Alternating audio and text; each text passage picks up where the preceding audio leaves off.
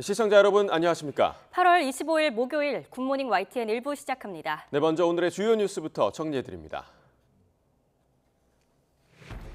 고환율, 고물가, 고금리의 악재가 계속되는 가운데 한국은행 금융통화위원회가 오늘 기준금리를 결정합니다. 경기 침체 우려 때문에 무리하지 않고 0.25%포인트 인상할 것이란 전망이 유력합니다. 윤석열 대통령의 대외비 일정이 김건희 여사의 팬클럽을 통해 유출돼 논란이 일고 있습니다. 대통령실은 거듭 죄송하다면서 재발 방지를 약속했지만 야당은 심각한 국기문란이라고 비판했습니다. 민주당 이재명 의원의 부인 김혜경 씨의 법인카드 유용 의혹과 관련해 김 씨의 수행비서 배모 씨에 대한 구속영장이 청구됐습니다. 부산의 복지 담당 공무원이 대전에 사는 전 연인과 가족의 금융정보를 무단 열람했습니다. 관할 외 지역의 정보는 접근할 수 없도록 돼 있지만 코로나19 관련 업무 때문에 일시적으로 열람이 허용됐던 것을 악용한 것인데 경찰이 수사에 착수할 예정입니다. 조 바이든 미국 대통령이 우크라이나 독일 기념일을 맞아 4조 원 규모의 추가 군사 지원 계획을 발표했습니다. 보리스 존슨 영국 총리도 키이우를 깜짝 방문해 젤렌스키 우크라이나 대통령과 정상회담을 하고 850억 원 규모의 군사 지원을 약속했습니다. 드라마 이상한 변호사 우영우에 나온 팽나무를 문화재청이 천연기념물로 지정 예고하기로 했습니다. 하지만 지역 주민들의 불편도 예상돼 다양한 의견 수렴을 거친 뒤 10월 말쯤 최종 결정될 전망입니다. 아침 저녁으로 선선해지며 기온이 내림세를 보이고 있습니다. 한낮에도 서울 25도, 춘천 26도 등으로 어제보다 2도 정도 낮겠고 서울을 포함한 중부와 경북 북부에는 5mm 미만의 비가 산발적으로 내리겠습니다. 네, 첫 소식입니다. 원달러 환율이 13년 4개월 만에 1,340원을 돌파하면서 우리 경제에 큰 고통을 안겨주고 있습니다. 고환율이 고물가, 고금리로 이어지는 가운데 오늘 열리는 한국은행 금통위에서 어느 정도 기준금리 인상이 이루어질지 주목됩니다. 박병한 기자입니다. 원달러 환율이 급등하면서 우리 경제에 비상등이 켜졌습니다. 환율은 13년 4개월 만에 최고치를 돌파해 1,340원대까지 치솟았습니다. 고환율은 수입 물가를 끌어올린 뒤 소비자 물가에 반영돼 전반적인 물가 상승을 초래합니다. 환율의 물가 상승 기여도는 올해 1분기 소비자 물가 상승률 3.8%의 9%인 0.34%포인트에 달한 것으로 추정됩니다. 정부는 고물가를 잡기 위해 금리를 올리지만 고금리는 투자와 소비를 위축시켜 저성장으로 이어집니다. 즉 고환율, 고물가, 고금리, 저성장으로 이어지는 악순환이 반복돼 특히 서민들의 피해가 가중됩니다. 이런 가운데 한국은행 금통위가 기준금리를 어느 정도 올릴지에 관심이 쏠립니다. 지난달 사상 최초로 빅스텝 0.5%포인트 인상을 단행한 데 이어 이번에도 빅스텝을 밟을지 주목됩니다. 전문가들은 0.25%포인트 인상을 예상합니다. 가계부채가 늘긴 했지만 그래도 많이 늘지도 않았고요. 좀 안정되는 분위기고 부동산 시장도 좀 침체되는 방향이기 때문에 아직까지는 0.25% 가능성이 제일 높아 보입니다. 물가를 잡고 미국과 금리 격차도 좁히기 위해 기준금리 인상은 불가피해 보이지만 서민들을 위한 세심한 보완책이 필요한 시점입니다. YTN 박병환입니다. 윤석열 대통령의 대외비 일정이 김건희 여사의 팬클럽 건희사랑을 통해 유출돼 논란이 일고 있습니다. 대통령실은 거듭 죄송하다며 경위를 파악해 재발을 막겠다고 진화에 나섰지만 야당은 심각한 국기문란이라고 비판했습니다. 조은지 기자입니다. 김건희 여사의 온라인 팬클럽 건희사랑 희사모에 달린 댓글입니다. 윤석열 대통령이 대구 서문시장에 금요일 낮 12시에 방문한다며 많은 참석과 홍보를 독려하고 있습니다. 대통령 일정은 경호상 이유로 행사가 끝날 때까지 대외비입니다. 대통령실은 보통 출입기자단의 보도 시점 유예, 이른바 엠바고를 걸고 동선을 공지하지만 이번 서문시장 방문 일정은 사전에 예고하지 않았습니다. 기밀 사항인 대통령 동선이 김 여사 팬클럽을 통해 노출된 겁니다. 홍준표 대구시장은 어처구니 없는 짓을 했다면서 나라 운영에 전혀 도움 안 되니 그만 해산하라고 직격했습니다. 더불어민주당은 밀실에서 비선 몇몇에 의해 국정이 농단되는 건 아닌지 우려스럽다고 비판했습니다. 심각한 국기문란 사고입니다. 대통령실이 대통령 일정을 도대체 어떻게 관리하고 있는 것인지 참담합니다. 대통령실은 거듭 죄송하다면서 경호처를 통해 유출 경위를 파악해 되풀이되지 않도록 최선의 조치를 하겠다고 진화에 나섰습니다. 대구시당에서 행사를 준비하다가 일정이 아름아름 알려진 것 같다면서 의도가 있다기보단 마음을 보태주려다 이런 일이 발생한 것 같다고 해명했습니다. 앞서 윤 대통령 취임 직후인 지난 5월에도 김 여사가 용산 집무실을 찾은 사진이 건희사랑 계정에 올라와 논란이 된 적이 있습니다. 보안구역의 사진을 누가 찍었고 왜 어떻게 배포한 건지 홍역을 앓고도 비슷한 보안 사고가 벌어진 겁니다. 대통령실은 배우자 업무를 맡는 제2부속실 설치에는 거듭 선을 긋고 있습니다. 제2부속실 설치합니까 안 합니까? 충분한 보좌는 이루어지고 있다고 그렇게 생각하고 있습니다. 대통령실은 이미 노출된 윤 대통령의 대구 시장 방문 일정을 변동 없이 그대로 강행할지 아직 확정하지 못했습니다. YTN 조은지입니다. 법인카드 유용 의혹의 핵심 인물로 지목된 김혜경 씨 수행비서 배모 씨의 사전 구속영장이 청구됐습니다. 배 씨의 구속 여부에 따라서 김혜경 씨의 신병 처리 방향도 윤곽이 잡힐 전망입니다. 한동호 기자입니다. 법인카드 유용 의혹을 받는 김혜경 씨 소환 이튿날, 검찰이 수행비서 배모 씨의 사전 구속영장을 청구했습니다. 경찰이 신청한 영장을 당일 법원에 청구한 겁니다. 배 씨는 민주당 이재명 의원이 경기도지사로 재직하던 시절 총무과 별정직 사무관으로 근무하며 배우자 김 씨의 의전을 담당했습니다. 당시 비서실 직원에게 사적 심부름을 시키거나 법인카드로 소고기와 초밥 등 음식을 사 김 씨에게 배달하도록 지시한 당사자로 이번 사건의 핵심 인물로 지목되었습니다. 안심이 열덩어리 안 되면 안심하고 등심하고 섞어서 해달라고 그러고요. 가격이 근데 12만 원 넘는다고 하면 그래도 시켜요? 아니면 어떻게 할까요? 12만 원치 잘라달라고 그래요. 구속영장에 적시된 혐의는 선거법상 허위사실 공표와 업무상 배임. 앞서 수사에 나선 경찰은 배 씨가 경기도 법인카드로 음식을 구매하는 등 법인카드를 유용했다고 판단했습니다. 유용 액수는 애초 알려진 7,800만 원의 2배가 넘는 2천여만 원으로 보고 있습니다. 또 배 씨가 대선 당시 김 씨의 사적 지시를 수행하지 않았다고 주장한 데 대해 허위 사실을 공표한 혐의도 적용됐습니다. 경찰은 배 씨의 신병을 확보하면 김혜경 씨로부터 법인카드 사용 등에 관해 지시를 받았는지 재차 확인할 걸로 보입니다. 경찰은 앞서 김 씨를 피의자 신분으로 조사하면서도 법인카드 유용을 지시하거나 암묵적으로 동의했는지 중점적으로 캐물었습니다.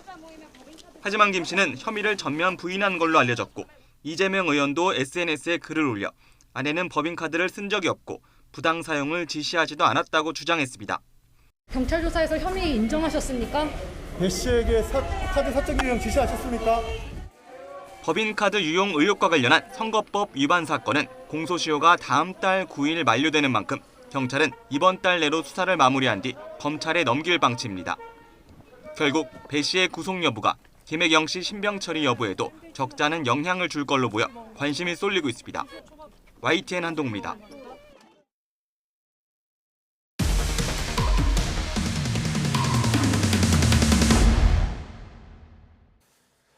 부산에 있는 한 행정복지센터 복지 담당 공무원이 대전에 사는 전 연인과 가족의 금융정보를 무단으로 열람했습니다. 본인 관할 지역 주민이 아니면 민감 정보를 볼 수 없도록 시스템적으로 차단돼 있어야 하지만 구멍이 뚫렸다는 얘긴데요. 해당 구청은 정확한 열람 방법과 내용을 확인하지 못했으면서도 단순 열람이라며 경징계 예정이라고 밝혔습니다. 양동훈 기자가 단독 보도합니다.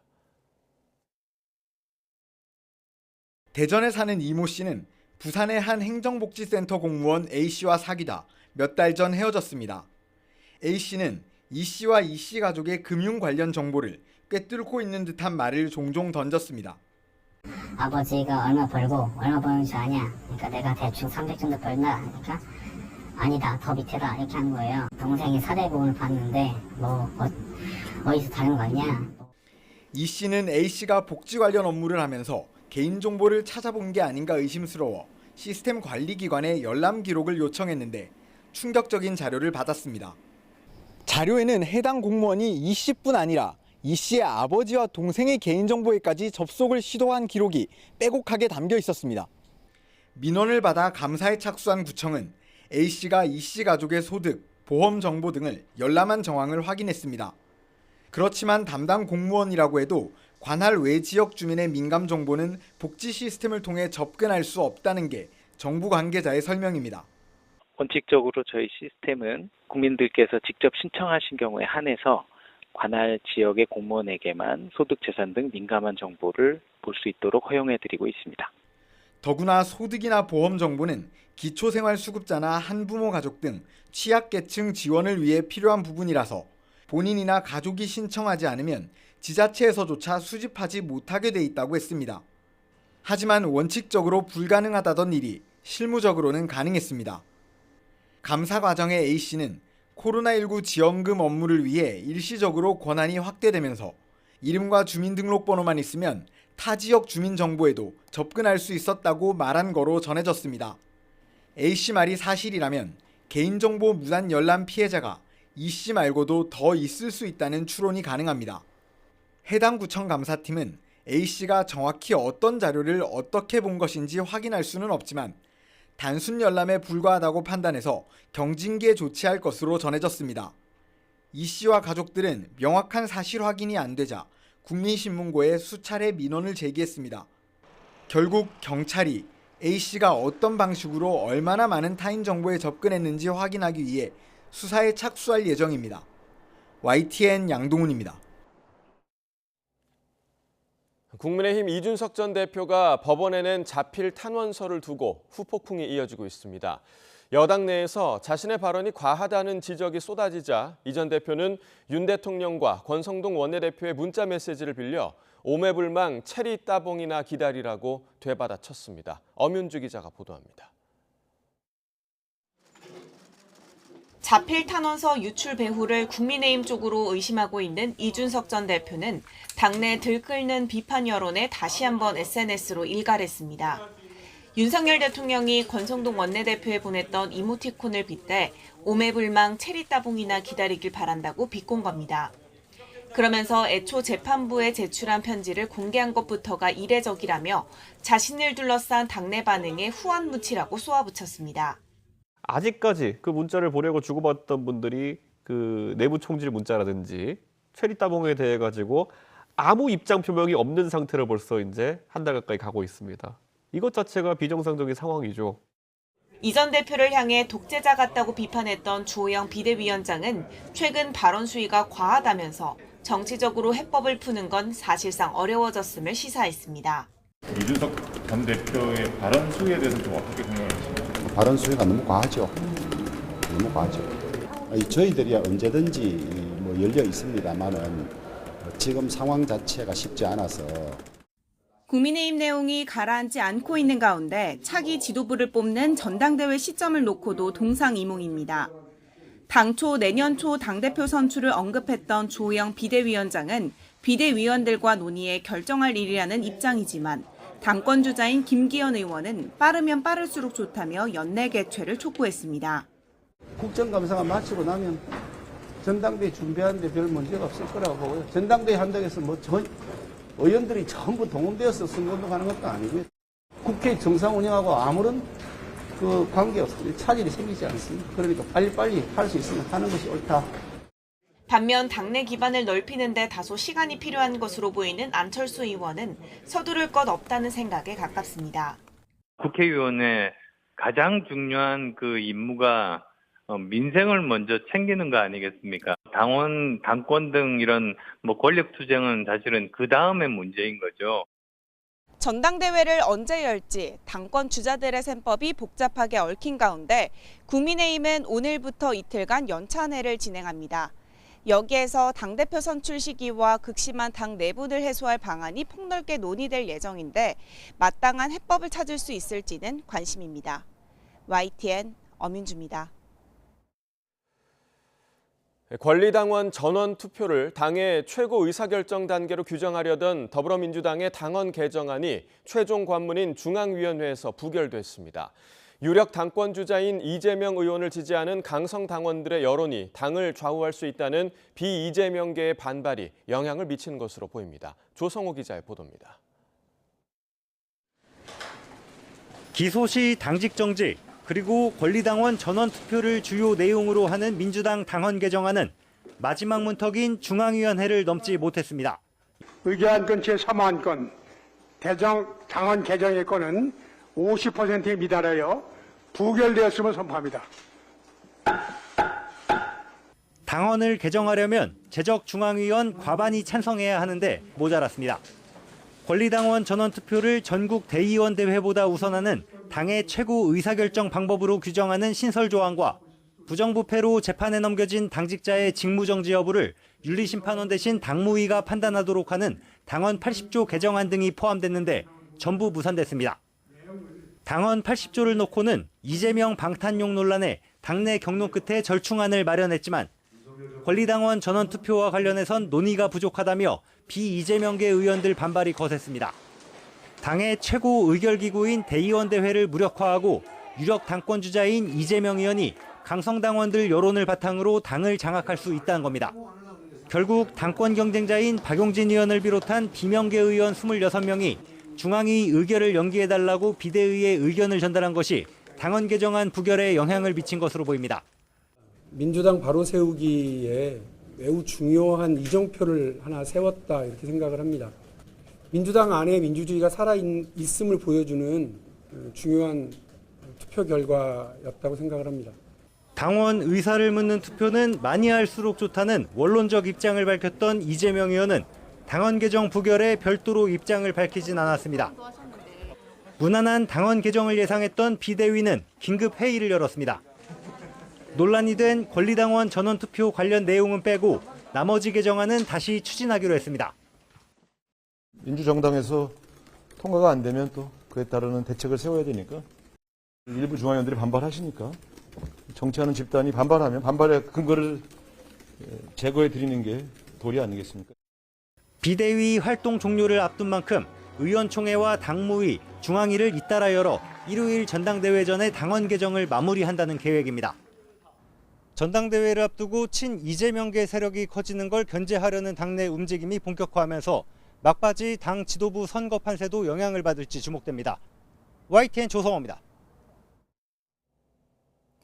한중 수교 30주년을 맞아서 서울과 베이징에서 동시에 기념식이 열렸습니다. 양국 정상은 축하 서한을 교환했는데 윤석열 대통령은 시진핑 주석과의 대면 협의를 기대한다고 밝혔고 시 주석은 정상회담에 대한 언급 없이 전략적 소통을 강화하겠다고 말했습니다. 베이징에서 강정규 특파원이 보도합니다. 한중 수교 30주년 기념식에서 양국 정상이 축하 서한을 주고받았습니다. 서울에선 박진 외교부 장관이, 베이징에선 왕이 외교부장이 각각 참석해 축사를 대독했습니다. 윤석열 대통령은 먼저 지난 3월 25일 시진핑 주석과 통화를 언급했습니다. 호회 정신에 기반해 앞으로 30년의 새로운 협력 방향을 모색하자며 정상회담을 제안했습니다. 지난 2014년 처음이자 마지막으로 우리나라를 찾은 시 주석의 재방한을 요청한 걸로 풀이됩니다. 미래 30년 한중 관계의 발전을 위해 주석님을 직접 뵙고 협의할 수 있기를 기대합니다. 시진핑 주석도 윤 대통령과의 전략적 소통을 강화하고 싶다고 화답했습니다. 이번 수교 30주년을 새로운 출발점으로 삼아 내실 있는 우호 관계를 다져나가자고 강조했습니다. 다만 윤 대통령이 제안한 정상회담이나 방한 계획 등에 대한 언급은 없었습니다. 中韩要做好邻居、好朋友、好伙伴。我高度重视中韩关系发展。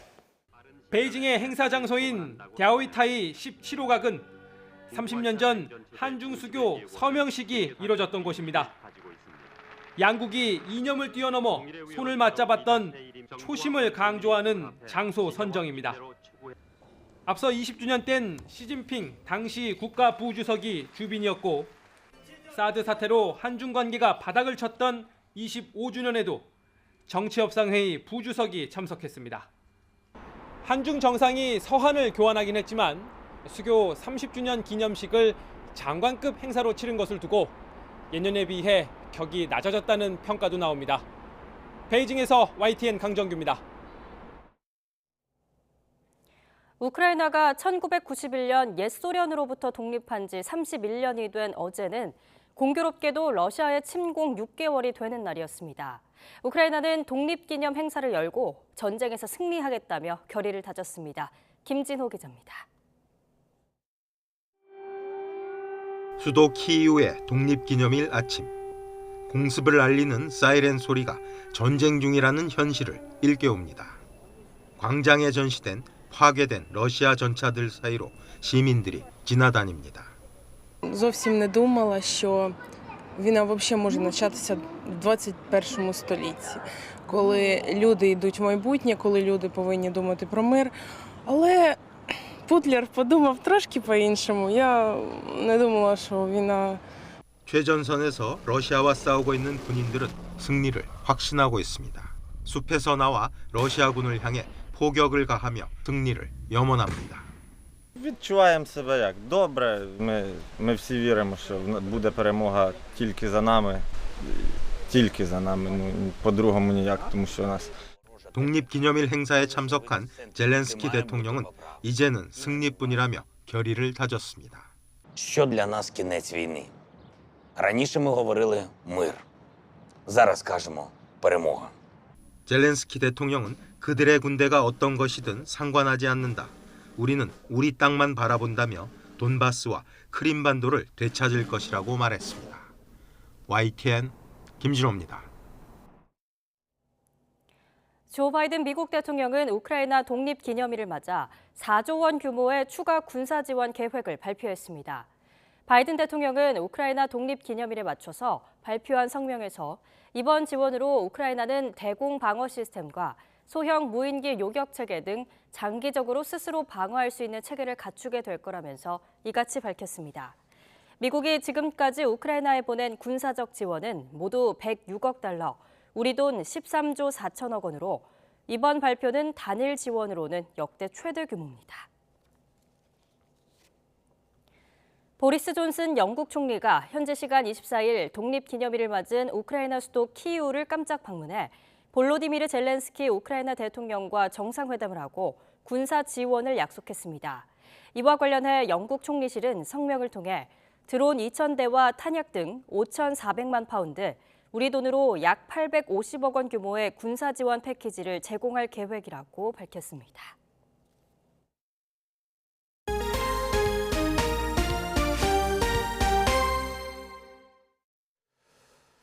드라마 이상한 변호사 우영우의 촬영 장소로 알려지면서 명소가 된 곳이죠. 이른바 우영우 팽나무가 있는 경남 창원의 동부 마을입니다.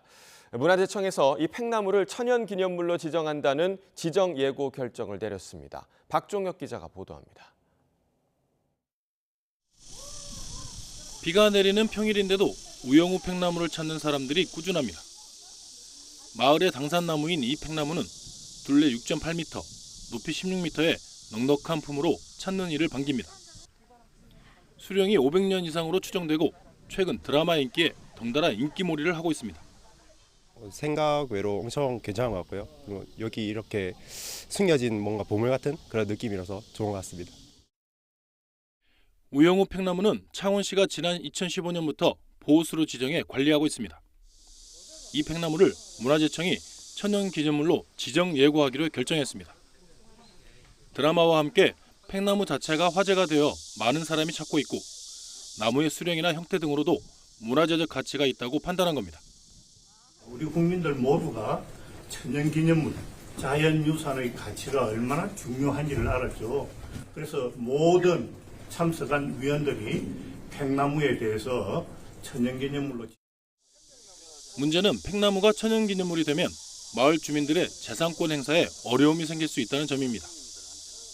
천연기념물 인근에는 최대 500m까지 역사, 문화, 환경 보존 지역으로 지정됩니다. 건축 행위 등에 제약이 생긴다는 뜻입니다. 팽나무가 있는 동부 마을에는 모두 37가구 70여 명이 사는데 팽나무를 기준으로 반경 200m 안에 모여 있습니다. 결국 마을 주민의 재산권 행사에 어려움이 생기는 게 불가피한 실정입니다. 주민들한테 불편을 안 주는 한도 내에서는 실질적으로 찬성을 하는데 뭐 재산상 모든 게 문화재로서 제약을 받는다면은 지정 예고 이후 천연기념물 최종 지정까지는 최소 한 달 이상이 걸립니다. 창원시와 문화재청은 이 기간에 주민 설명회와 조사 용역 등을 거쳐 주민들의 의견을 최대한 반영한다는 방침입니다. YTN 박종혁입니다. 분양형 호텔과 관련한 투자 피해가 끊이지 않고 있다는 소식 여러 차례 전해드리고 있는데요. 이런 일도 있습니다. 오랜 법정 소송을 통해 투자자들이 객실 소유권을 돌려받았지만 소용이 없습니다. 홍성욱 기자입니다. 고수익 보장 약속에 투자자들이 몰리고 있지만 피해를 호소하는 사람도 많습니다. 연수익 8%, 수익 보장을 광고로 내세운 호텔. 고수익이란 말에 속아 적금을 깨고 대출까지 받아 5억 넘게 투자한 A씨. 하지만 2년 넘게 한 푼도 받지 못했습니다. 매달 나가는 대출 이자만 200만 원, 생활고에 시달리고 있습니다.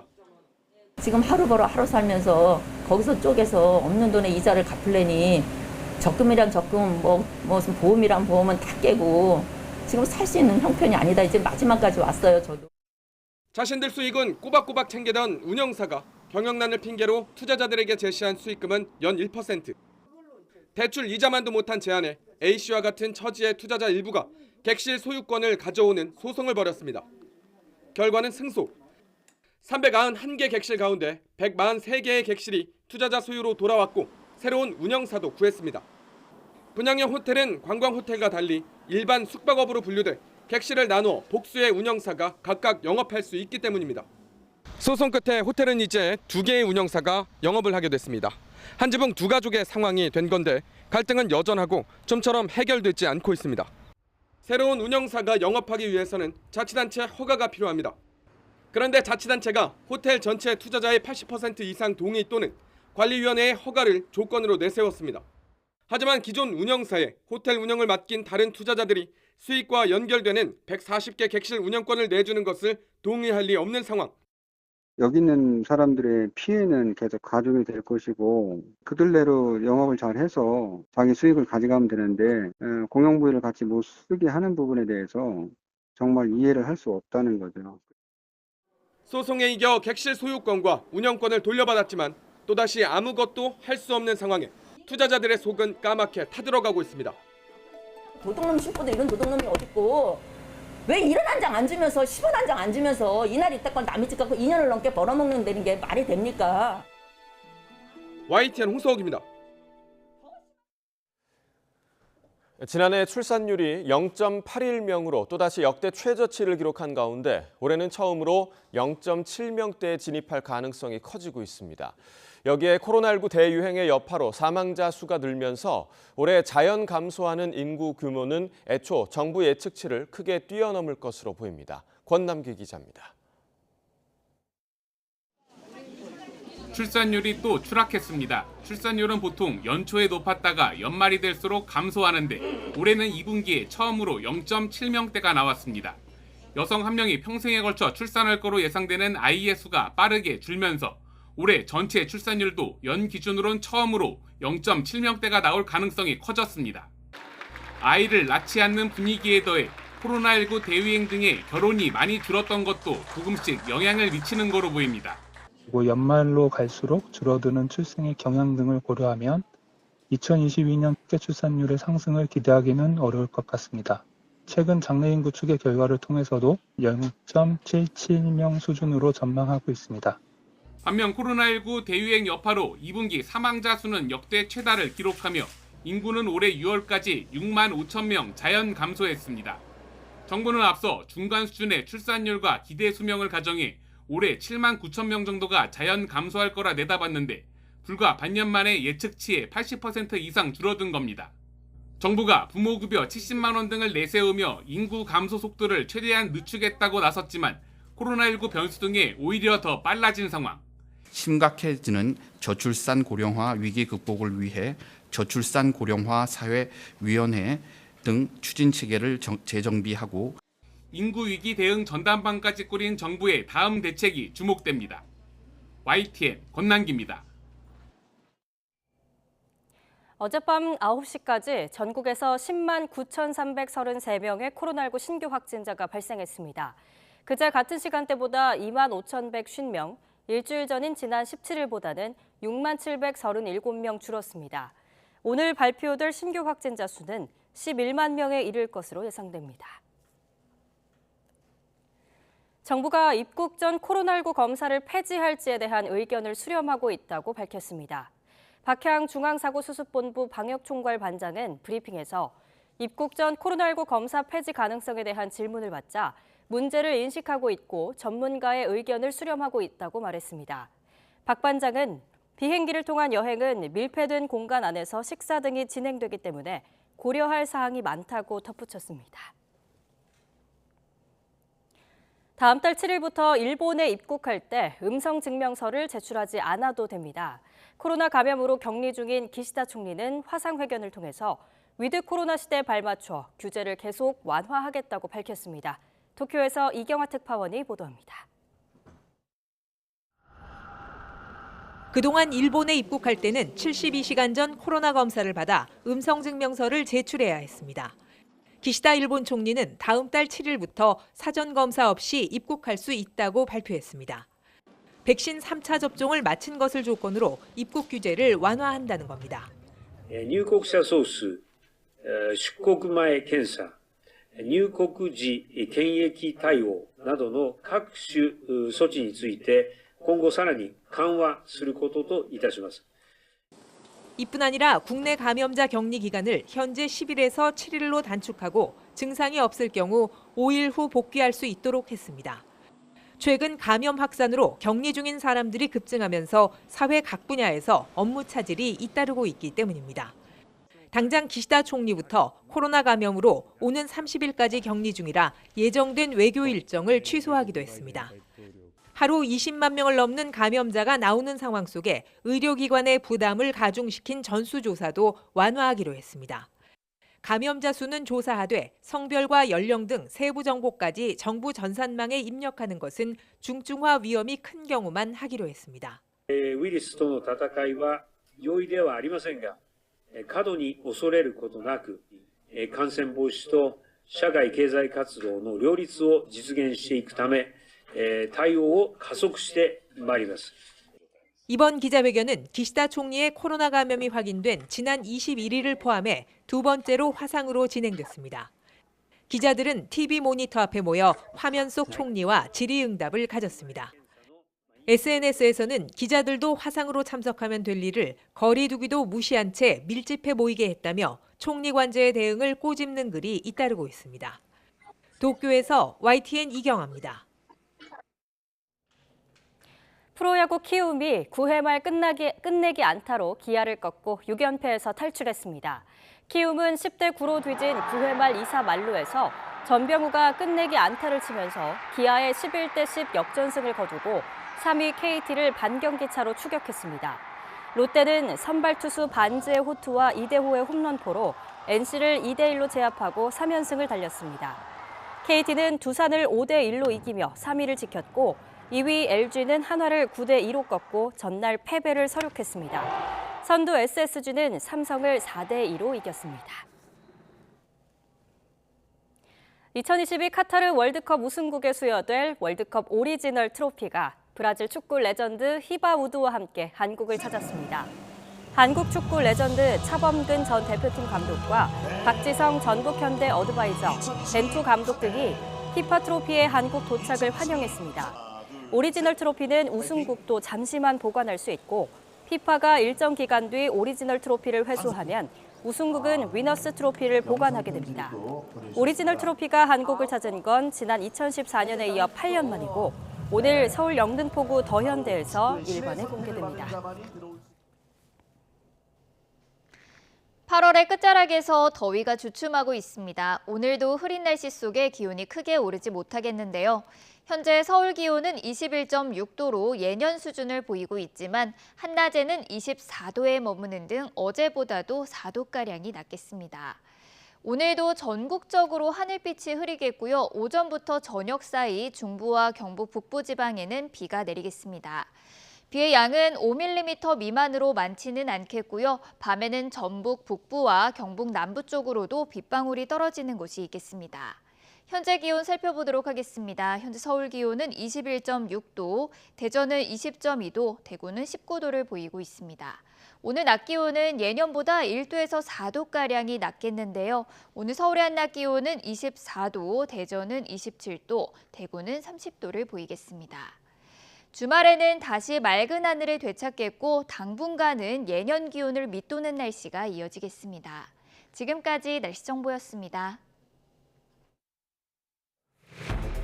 고환율, 고물가, 고금리의 악재가 계속되는 가운데 한국은행 금융통화위원회가 오늘 기준금리를 결정합니다. 경기 침체 우려 때문에 무리하지 않고 0.25%포인트 인상할 것이란 전망이 유력합니다. 윤석열 대통령의 대회비 일정이 김건희 여사의 팬클럽을 통해 유출돼 논란이 일고 있습니다.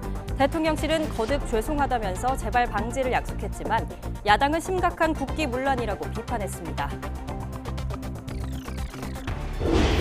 민주당 이재명 의원의 부인 김혜경 씨의 법인카드 유용 의혹과 관련해 김 씨의 수행비서 배모 씨에 대한 구속영장이 청구됐습니다.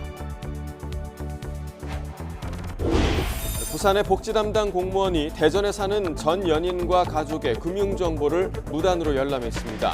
관할 외 지역의 정보는 접근할 수 없도록 돼 있지만 코로나19 관련 업무 때문에 일시적으로 열람이 허용됐던 것을 악용한 것인데 경찰이 수사에 착수할 예정입니다. 조 바이든 미국 대통령이 우크라이나 독립기념일을 맞아서 4조 원 규모의 추가 군사 지원 계획을 발표했습니다. 보리스 존슨 영국 총리도 키이우를 깜짝 방문해 젤렌스키 우크라이나 대통령과 정상회담을 하고 850억 원 규모의 군사 지원을 약속했습니다. 윤석열 대통령의 부인 김건희 여사의 팬카페에 대통령 일정이 노출돼 경호 보안상 논란이 일고 있습니다. 김 여사의 팬클럽인 건희사랑 희사모 페이스북에 한 사용자가 댓글로 윤 대통령이 8월 26일 금요일 낮 12시에 대구 서문시장을 방문한다면서 많은 참석과 홍보를 부탁한다는 내용을 올렸습니다. 대통령의 일정은 경호상 문제 때문에 철저하게 기밀로 취급되며 특히 해당 일정은 대통령실 출입 기자단에도 공지되지 않은 행사였습니다. 이와 관련해 대통령실 고위 관계자는 브리핑에서 어떻게 이런 일이 벌어졌는지 경호처를 통해 파악해 재발하지 않도록 조치하겠다며 거듭 죄송하다고 밝혔습니다. 김진욱 고위공직자 범죄수사처장은 윤석열 대통령 부인 김건희 여사의 대통령실 사적 채용 의혹에 대한 수사를 검토하고 있다고 밝혔습니다. 국회 법제사법위원회에 출석한 김 처장은 공수처가 대통령 배우자를 수사할 수 있느냐는 더불어민주당 박범계 의원 질의에 그렇다고 답하면서 이같이 말했습니다. 이어 김 처장은 김 여사가 공수처에 고발돼 있느냐는 물음에 그런 것으로 알고 있다며 수사 여부를 검토 중이고 자세한 사안은 말할 수 없지만 법과 원칙에 따라 처리할 거라고 덧붙였습니다. 종합부동산세 부담을 완화하는 내용의 법 개정안을 두고 여야가 다시 충돌했습니다. 원칙 없는 부자 감세라는 더불어민주당과 이재명 의원도 찬성했던 공약이라는 국민의힘 사이의 입장을 좁히지 못했는데 당분간 혼란이 불가피해 보입니다. 김경수 기자입니다. 종부세법 개정안을 논의하기 위한 국회 기획재정위원회가 더불어민주당 소속 의원들 없이 열렸습니다. 민주당 의원님을 비롯한 야당 위원님들께서 참석하시지 않은 것에 대해서 유감을 표합니다. 여당이 이른바 부자 감세 정책을 독단적으로 추진하려 한다며 불참을 선언한 겁니다. 일방적으로 기재위 전체 회의에서 이걸 통과시키자고 하는데 저희는 저부터 포함해서 참석하지 않을 생각입니다. 결국 반쪽짜리 회의에서 법안이 상정되긴 했지만 상임위 통과는 불발됐습니다. 전체 위원 26명 가운데 여당 의원은 10명이라 단독 처리가 불가능하기 때문입니다. 해당 법안은 올해만 1세대 1주택자의 종부세 공제 금액을 11억 원에서 14억 원으로 올리고 일시적 2주택은 주택수 계산에서 제외하며 고령이나 장기 보유 1주택자의 종부세 납부를 연기하는 내용을 담고 있습니다. 여당은 과거 민주당도 공약했던 내용이라며 처리에 협조하라고 압박하고 있습니다. 갑자기 집값이 올라서 세금이 많이 올라 화나시지 않습니까? 저도 화가 납니다. 정책이 고통을 주면 안 됩니다. 모르겠는데 취지에는 공감합니다. 민주당 대선 후보 이재명 의원의 대중연설 내용입니다. 반면 민주당은 세법 개정이 국민에게 미치는 영향이 큰 만큼 일관된 원칙과 기준이 있어야 한다며 신중한 접근이 필요하다는 입장입니다. 대상이 이렇게 많지 않아서요. 우리가 좀 더 심도 있게 논의해가지고 개정을 하면 그 뒤에 다시 국세청이 특례 신청을 받거나 또는 과세 대상자에게 안내를 하거나 해가지고 구제할 수 있는 길이 있습니다. 여야 모두 일시적 2주택자나 투기 목적이 아닌 경우 종부세 부담을 덜어주자는 큰 틀에는 이견이 없지만 조세소위 위원장 배분 문제도 여야 갈등에 한몫하고 있습니다. 국민의힘은 관례대로 여당이 맡아야 한다. 민주당은 1년씩 번갈아가며 맡아야 한다면서 평행선을 달리고 있는 겁니다. 정부는 50만 명으로 예상되는 개정안 적용 대상자를 선정해 11월 말 고지서를 발송하려면 물리적 시간이 필요하다며 시기를 놓치면 안 된다고 호소하고 있습니다. 대혼란이 있을 수 있고 여러 문제가 파생될 수 있습니다. 그래서 한다면은 빨리 8월 중에 마무리를 해주시고 여야가 끝까지 이견을 좁히지 못하고 오는 30일 국회 본회의 통과가 불발될 경우 종부세 납부 대상자들은 당분간 적지 않은 혼란을 겪을 것으로 보입니다. YTN 김경수입니다. 국회 법제사법위원회에서는 대통령실 특별감찰관 임명 문제를 두고 전현직 법무부 장관 사이에 신경전이 벌어졌습니다. 함께 들어보겠습니다. 특별감찰관에 7억 7천만 원 정도가 매해 쓰여지고 있는데 제가 필요하지 않느냐라고 여쭤보니까 장관께서 답변하시기를 유념하겠다 이렇게 말씀했어요. 동의합니까? 특별감찰관 국회에서 추천해 주셔야 되는 걸로 알고 있습니다. 그러니까 국회에서 추천하면 이것이 필요한지를 제가 법무부 장관께 묻는 거예요. 자꾸 이렇게 동문서답하지 마시고. 7억 그 부분은 2021년 것이니까 위원님께서 담당하신 거잖아요. 그럼 그때 추천을 요청하셨어야 하지 않겠습니까? 옛날이 없이 어떻게 미래가 있겠습니까? 전례를 보는 것이죠.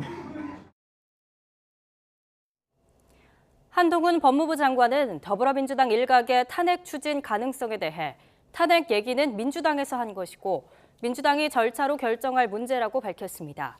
법제사법위원회 출석을 위해 국회를 찾은 한 장관은 이같이 말하고 민주당 일각의 탄핵론과 관련해 국민이 판단할 거라고 설명했습니다.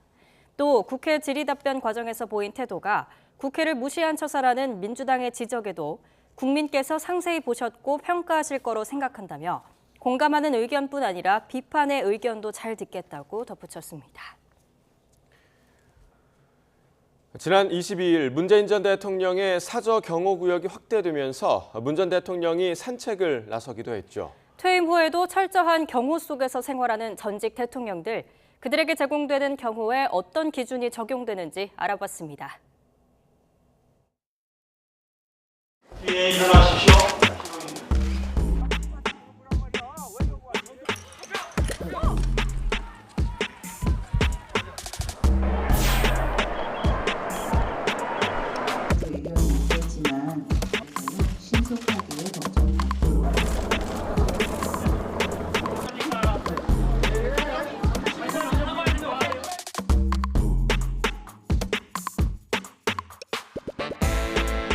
재임 중에 국가 1급 비밀을 굉장히 많은 양의 비밀을 다뤘고 예를 들어서 납치가 되거나 어디 신상의 문제, 생명에 어떤 문제가 생겼을 때 국가적인 이미지 실추, 국익의 훼손 이런 것들을 종합적으로 검토해서 그 전직 대통령이 어떤 비리나 문제가 있었다 하더라도 딴 예우는 다 박탈되더라도 경호는 국가 안보 이익 차원이다.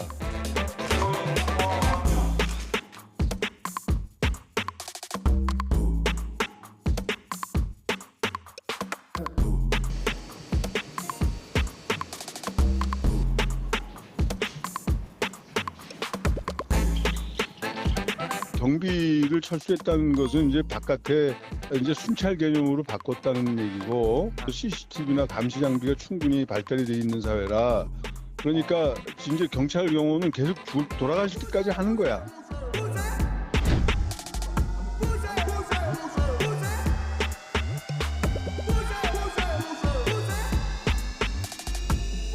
경호적인 문제는 없을 거로 봐요. 100m든 300m든 별 의미가 없는 건데, 사실 시위를 하는 분들도 조금 지나친 부분은 시위를 좀 조절할 필요는 있어요.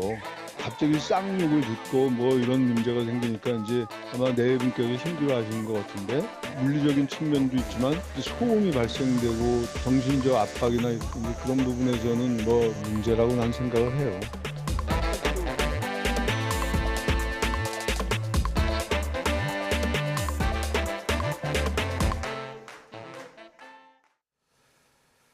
과거 군사정권 시절 민간인들을 감금하고 인권 유린 행위를 저지른 부산 형제복지원 사건이 공권력에 의한 중대한 인권 침해라는 국가기관의 첫 판단이 나왔습니다. 이 형제복지원 사건이 세상에 알려진 지 35년 만인데, 진실화해위원회는 국가가 피해자와 유가족에게 공식적으로 사과하고 피해 회복 방안을 마련하라고 권고했습니다. 김다현 기자가 보도합니다. 부산 형제복지원은 불황인 선도라는 명분으로 설립돼 1960년부터 30여 년 동안 운영됐습니다. 특히 부산시와 형제복지원이 위탁계약을 체결한 1975년부터 1986년까지 3만 8천여 명이 수용됐는데, 일반 시민과 고아, 보안사범 등도 끌려가 강제 노역과 폭행, 성폭행 등에 시달려야 했습니다. 옆에 애들하고 장난치다가 조장한테 걸려가지고 그걸로 그냥 두드러 패다가 그때 여러 군데가 많이 다쳤는데 코를 맞아가지고 뼈가 완전히 주저앉았었어요. 지난 1987년 수용자들이 탈출해 피해 사실을 폭로하면서 검찰 수사가 이루어졌지만 관계자들은 솜방망이 처벌을 받는 데 그쳤고 제대로 된 진실 규명도 이루어지지 않았습니다. 이후 35년 만에 형제복지원 사건은 국가 공권력에 의한 중대 인권 침해였다는 국가기관의 첫 판단이 나왔습니다. 진실화해위원회가 첫 진상규명 신청 사건으로 접수해 사건을 조사한 지 1년 3개월 만입니다. 강제노역, 폭행, 가혹행위, 성폭력, 사망에 이르는 등의 인간 존엄성을 침해받았으며 국가가 형제복지원에 대한 관리 감독의 의무를 다하지 않았다는 사실도 확인되었습니다. 이번 진상규명을 통해 정부가 인권 침해 사실을 알면서 방조한 사실도 드러났습니다. 당시 보안사는 국가보안법 위반 사범 등을 형제복지원에 강제 수용한 뒤 감시하는 등 공안 사범 관리에 활용했고, 안기부 주재로 정부 기관들이 모여 형제복지원 대책회의를 열었던 사실도 문건을 통해 처음 확인됐습니다. 진실화해위는 형제복지원 강제 수용의 근거가 된 내무부 훈령 자체가 위법적이고 위헌적인 규정이었다고 지적했습니다. 형제복지원에서 숨진 수용자는 657명으로 기존에 알려진 것보다 105명이나 많았는데, 시신을 몰래 묻어 사망을 은폐하거나 사망 진단서를 조작한 것으로 드러났습니다. 연도별로 사망자 숫자가 확인이 됐고 그 연도별로 확인된 숫자들을 더해 보니까 지금 알려진 것보다 약 100여 명 정도 더 많다, 이렇게 확인을 할 수 있었습니다. 진실화해위는 국가가 형제복지원 강제 수용 피해자와 유가족들에게 공식적으로 사과하고 트라우마 치유 지원 방안 등을 마련하라고 권고했습니다. 이어 오는 12월 9일까지 추가 피해 신고를 접수하고 형제복지원 아동들이 돈벌이 수단으로 해외에 입양됐다는 의혹 등을 추가 조사할 방침입니다. YTN 김다현입니다. 형제복지원 피해자들은 이에 대해 환영한다면서도 국가의 배상이 필요하다고 촉구했습니다. 형제복지원 피해자 30명의 소송 대리인 박태동 변호사는 입장문을 내고 진실화해위의 결정으로 국가적 해결의 실마리가 마련돼 다행스럽다고 밝혔습니다. 다만 피해자들의 나이와 건강 상태 등을 보면 트라우마 치유 지원 방안을 마련해야 한다는 위원회의 결정은 너무 막연하고 멀다고 덧붙였습니다. 윤석열 대통령이 시진핑 중국 국가주석과 한중 수교 30주년 기념 축하 서한을 교환하고 시 주석과의 대면 협의를 기대한다는 뜻을 밝혔습니다. 서울과 베이징에서 동시에 개최된 기념행사에서 박진 외교부 장관이 대독한 윤 대통령의 서한에는 양국이 상호 존중과 호혜의 정신에 기반해 새로운 협력 방향을 모색하길 바란다는 내용이 담겼습니다. 또 윤 대통령은 고위급 교류 활성화, 경제 안보 등에서 구체적 성과를 달성하고 북핵 문제 해결을 위한 중국 측의 역할을 희망하며 시 주석을 대면해 협의하기를 기대한다고 전했습니다.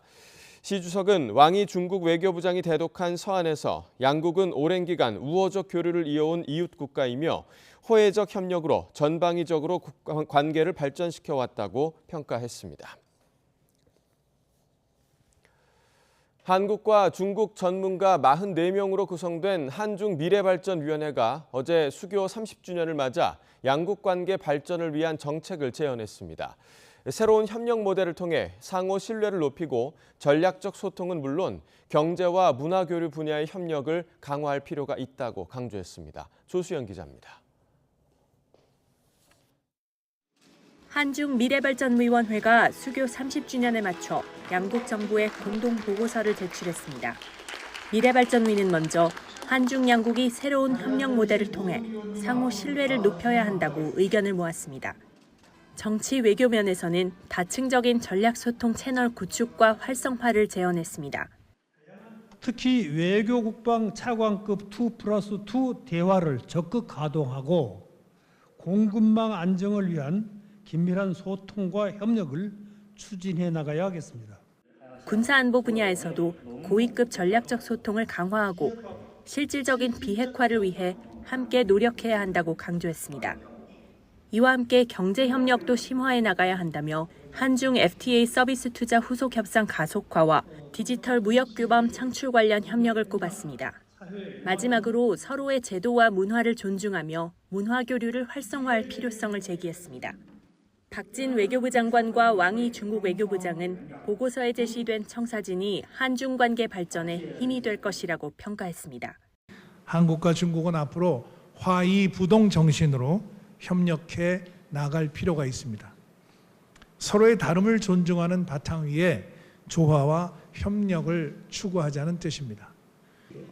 中韩作为友好近邻和战略合作伙伴，我们比以往任何时候都更需要深化互信、平等尊重、加强合作、携手前行。 한중관계 미래발전위원회는 양국 외교장관 간 합의에 따라 지난해 수교 기념일에 출범했습니다. 양국 각 22명씩 총 44명의 전문가가 참여해 도전 과제를 점검하고 한중 간 미래 협력에 대한 비전과 정책 방향을 논의해왔습니다. YTN 조수연입니다. 어제 새벽 서울 역촌동에 있는 다세대 주택에서 불이 나 40대 시각장애인이 빠져나오지 못하고 숨졌습니다. 재난 상황에 취약한 장애인이 화재 등으로 목숨을 잃는 사고가 반복되는 만큼 예방책이 시급하다는 지적이 나옵니다. 김철희 기자가 보도합니다. 자정을 조금 넘은 시간 서울 역촌동에 있는 다세대 주택에서 불이 났다는 신고가 소방서에 접수됐습니다. 불은 1시간 만에 꺼졌지만 3층에 살던 40대 시각장애인이 숨졌습니다. 불이 난 뒤 현관을 미쳐 빠져나오지 못해 변을 당한 것으로 알려졌습니다. 아직 현장에서 좀 조사 중에 계십니다.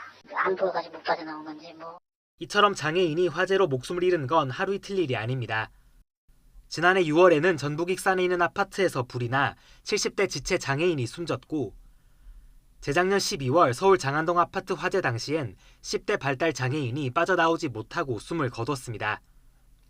실제 소방청에서 발표한 자료를 보면 지난해 주거지에서 화재로 숨진 215명 가운데 정신지체 장애가 있는 경우는 16명으로 전체의 7% 정도를 차지했습니다. 전체 인구에서 등록 장애인이 차지하는 비중보다도 더 높은 수치입니다. 정부도 응급 상황 발생 시 소방서 등에 바로 연락을 취할 수 있는 장비 보급에 나섰지만 대상이 중증 장애인으로 한정돼 한계가 있습니다. 혼자 거동할 수 있는 시각 장애인이나 발달 장애인 등은 지원 대상에서 제외되는 겁니다. 전문가들은 필요한 도구나 설비가 이미 마련돼 있는 만큼 중요한 건 설치율과 보급률을 높이는 거라고 지적합니다. 설치 안 된 곳들은 설치를 좀 적극적으로 추진한다면 피난 약자분들한테 그 대피를 신속하게 할 수 있도록 하는데 도움이 되리라고 봅니다. 장애인 거주 충수를 달리하는 등 건축물 관련 규정을 개선해야 희생을 줄일 수 있다는 의견도 나옵니다. 공간적인 그분들이 거주하게 되는 충수에 대한 제한을 같이 병행을 할 필요가 있습니다. 공공 주거시설부터라도 우선적으로 이 피난층 1층 같은 경우를 재해약자들에게 우선적으로 배정을 한다든지. 특히 장애인은 실제 재난 상황이 닥쳤을 때 대응에 어려움을 겪는 경우가 많은 만큼 주기적으로 대피 교육을 받을 수 있도록 보장해야 한다는 목소리도 커지고 있습니다. YTN 김철입니다. 오늘 새벽 1시 40분쯤 경북 상주시 공건면 중부 내륙 고속도로에서 고장으로 갓길에 서 있던 9톤짜리 화물차를 22톤짜리 화물차가 들이받았습니다. 이 사고로 9톤 화물차 운전자 50살 박모 씨가 다쳤고 22톤 화물차에 실린 식용유 16톤이 도로에 쏟아지면서 2시간 넘게 차량 통행이 통제됐습니다. 오늘 새벽 0시쯤 경남 함안군 군북면의 한 도로에서 자동차가 전압기를 들이받았습니다. 이 사고로 운전자 1명이 다쳤고 군북 일반산업단지 일대에 1시간 넘게 전기 공급이 중단됐습니다. 어제 오후 6시 반쯤 경기 포천시 가산면에 있는 가구 공장에서 불이 났습니다. 불은 4시간 만에 모두 꺼졌고 다친 사람은 없었지만 건물 3개 동 자재가 불에 타면서 7억 원의 재산 피해가 났습니다. 하이트 진로에 이어 대우조선해양이 파업을 벌인 하청 노동자들에게 500억 원 상당의 손해배상 청구 소송을 내기로 했는데요. 야당에선 무리한 소송이 노조 활동을 위축시킨다며 이른바 노란봉투법 제정을 추진하고 있습니다. 정인용 기자입니다. 대우조선해양 하청 노동자들의 파업은 하청 노조와 협력사들이 임금 4.5% 인상에 합의하며 51일 만에 마무리됐습니다. 원청사인 대우조선해양은 한 달 검토 끝에 하청 노조를 상대로 500억 원 청구 소송을 제기하기로 했습니다.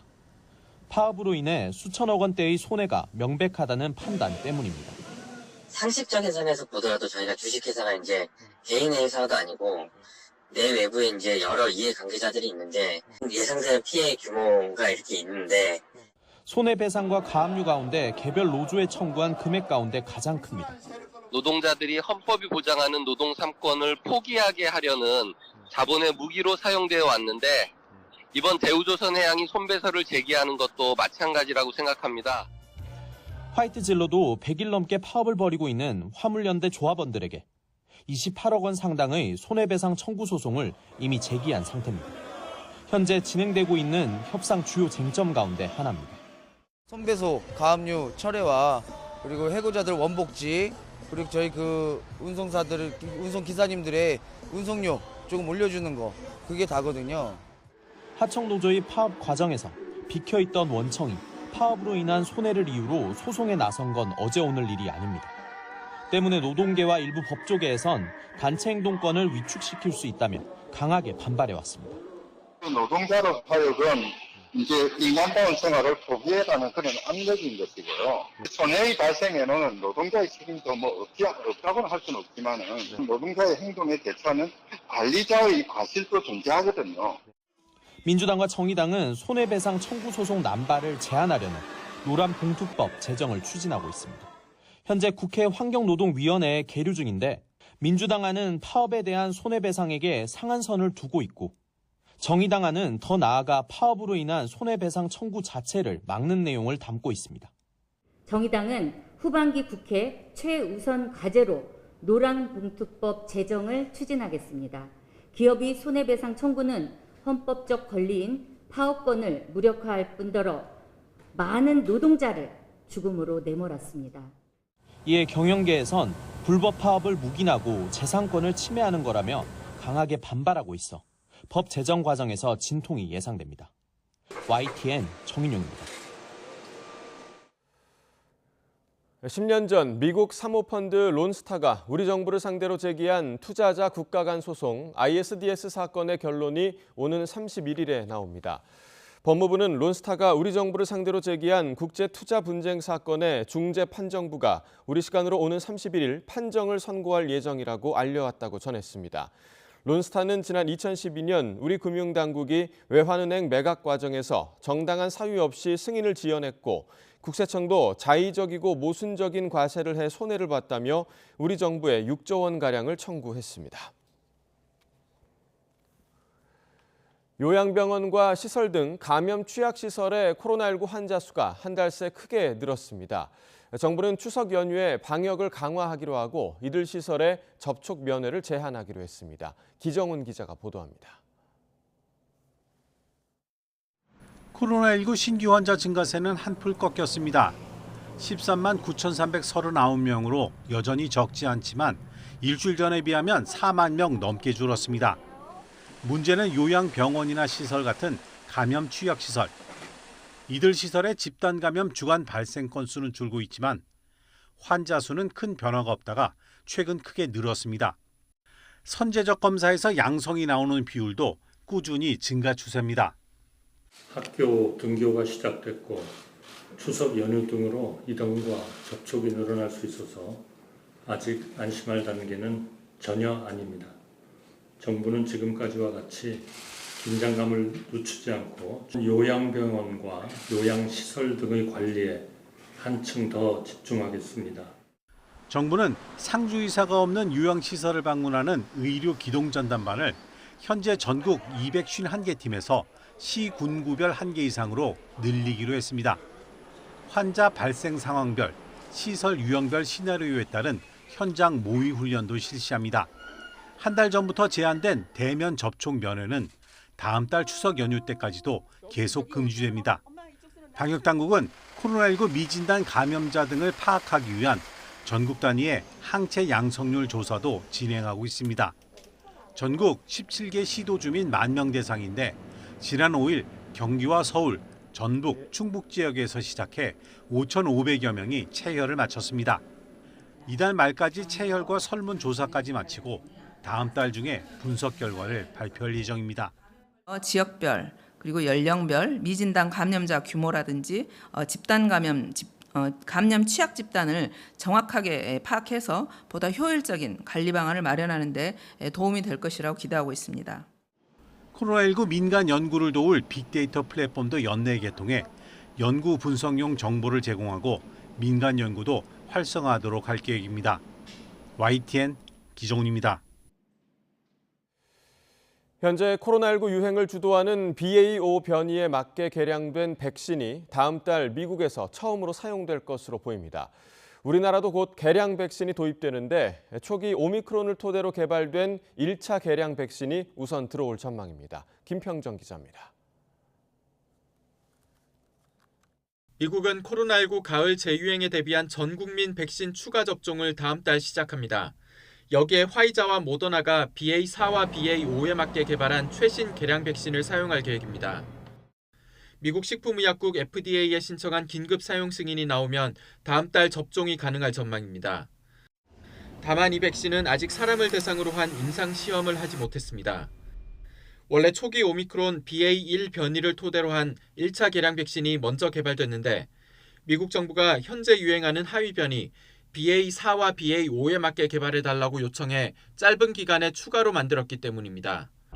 이 때문에 미국을 제외한 다른 나라들은 BA1을 토대로 한 1차 개량 백신을 도입하기로 했습니다. 우리나라도 식약처에서 모더나의 1차 개량 백신을 심사하고 있습니다.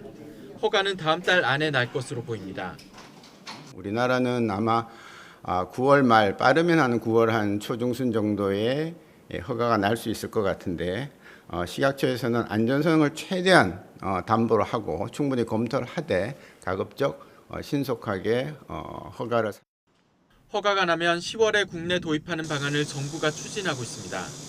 다만 전문가들은 60세 이상과 기저질환자는 개량 백신을 기다리기보다 현재 백신으로 빨리 4차 접종 받는 것이 중증 방지에 더 효과적이라고 당부했습니다. 정기석 자문위원장은 개량 백신이 사용되면 그 다음부터는 코로나19 백신이 독감처럼 해마다 맞는 계절 백신이 될 거라고 내다봤습니다. YTN 김평정입니다. 미리 보는 오늘입니다. 한국은행 금융통화위원회가 오늘 오전 기준금리 인상을 결정합니다. 기준금리는 오늘 0.25%포인트 올라서 연 2.5%가 될 거로 보입니다. 국민의힘이 오늘부터 1박 2일 동안 소속 의원이 모두 모이는 연찬회를 진행합니다. 이틀 동안 상임위원회별 주제 토론과 특별 강연, 시도별 현안 간담회 등이 이어지는데 비대위 성격과 기간, 차기 전당대회 시기 등 당내 현안을 두고 격론이 벌어질 거로 보입니다.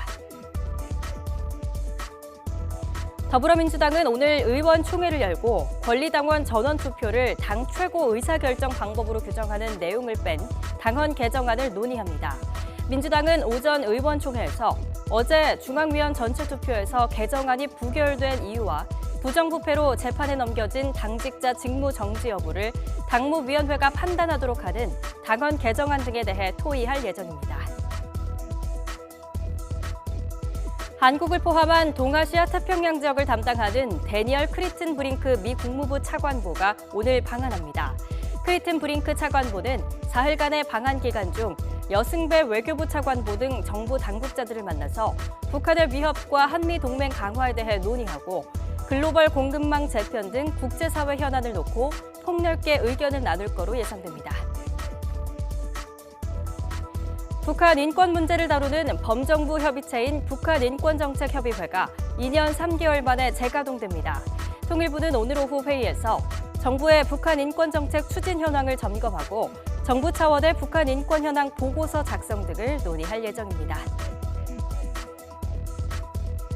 술에 취해 택시기사를 폭행한 혐의로 재판에 넘겨진 이용구 전 법무부 차관의 1심 선고가 오늘 나옵니다. 서울중앙지방법원은 오늘 오후 특가법상 운전자 폭행과 증거인멸교사 혐의로 기소된 이 전 차관의 선고 공판을 진행합니다. 지금까지 미리 보는 오늘이었습니다.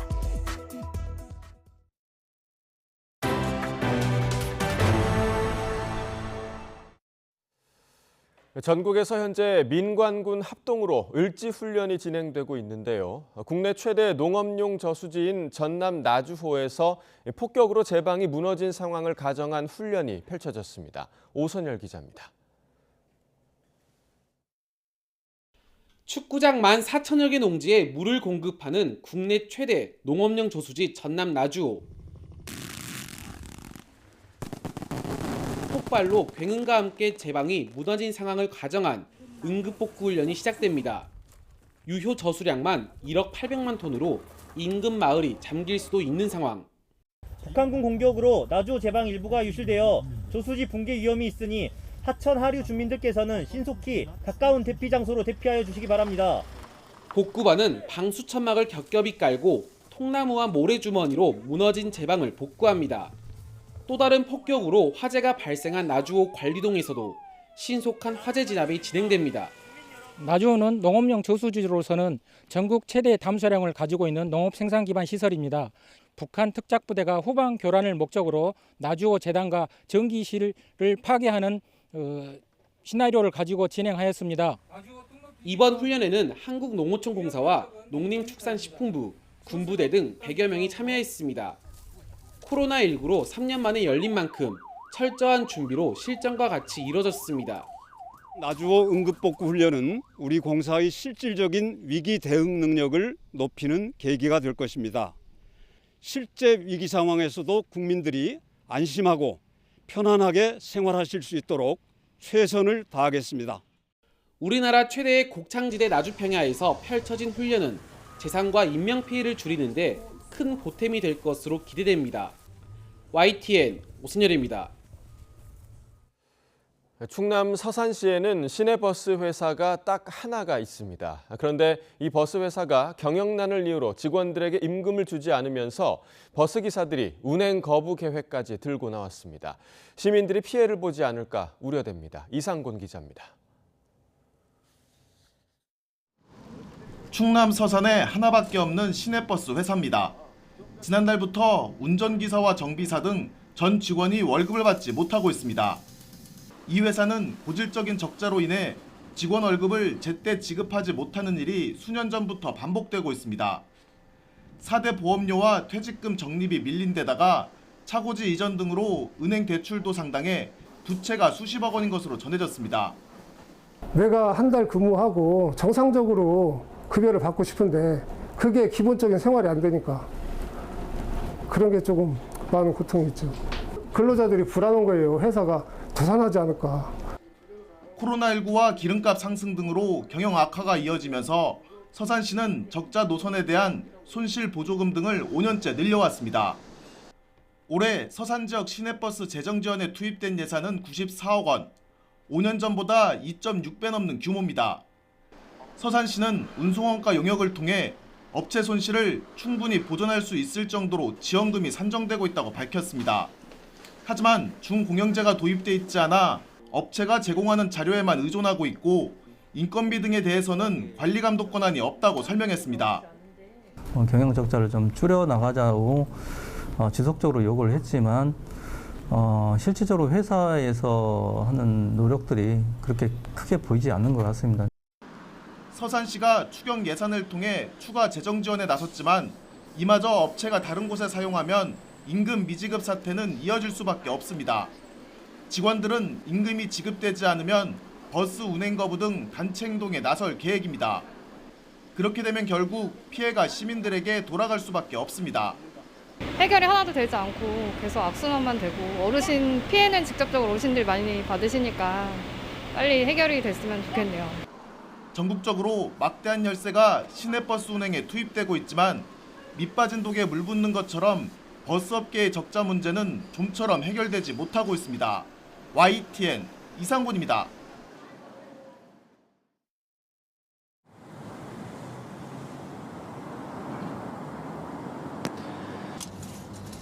Зброю!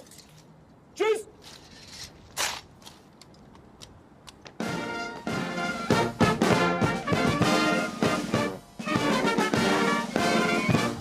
Пане президенте України, Верховний Головнокомандувач Збройних сил України.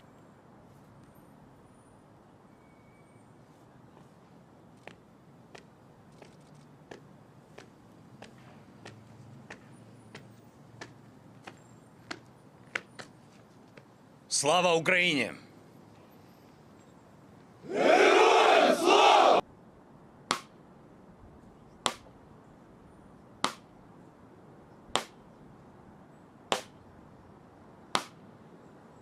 Окупованих тимчасово. Синьо-жовтий прапор України знов замайорить там, де його дім. Там, де він має бути по праву. В усіх тимчасово окупованих містах, селах України. У Мелітополі, над площею Перемоги. Там, де не може бути прапору тих, хто програє цю війну.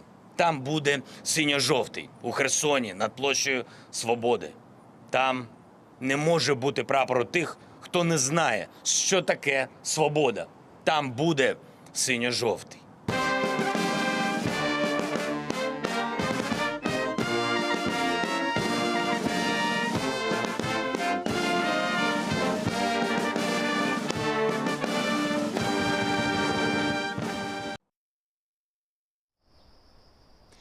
오늘도 맑은 하늘 기대하기는 조금 어렵겠습니다. 중부와 경북 지방을 중심으로는 또 한 차례 비 소식이 들어있는데요. 흐리고 비가 내리면서 오늘도 더위는 쉬어가겠습니다. 오늘 서울의 한낮 기온은 24도로 어제보다는 무려 4도가량이 낮겠습니다. 오늘도 전국적으로 흐린 날씨가 함께하겠습니다. 오전부터 저녁 사이 중부와 경북 북부지방에는 비가 내리겠는데요. 비의 양은 5mm 미만으로 많지는 않겠고요. 밤에는 전북 북부와 경북 남부에도 빗방울이 떨어지는 곳이 있겠습니다. 가을에 다가서면서 아침 저녁으로는 선선함이 감돌고 있습니다. 현재 서울 기온은 21.6도, 부산은 20.7도를 나타내고 있고요. 낮 기온은 서울이 24도, 대전이 27도로 예년보다 1도에서 4도가량이 낮겠지만 전남과 경남, 제주 등 일부 지역은 30도 안팎의 무더위가 이어지겠습니다. 다가오는 주말에는 다시 맑은 하늘을 되찾겠고요. 당분간 낮 기온은 예년 수준을 다소 밑돌겠습니다. 오늘 아침까지 내륙을 중심으로는 짙은 안개가 낄 것으로 보이니까요. 출근길 교통안전에도 각별히 주의하셔야겠습니다. 지금까지 서울 상암동에서 YTN 신미림입니다.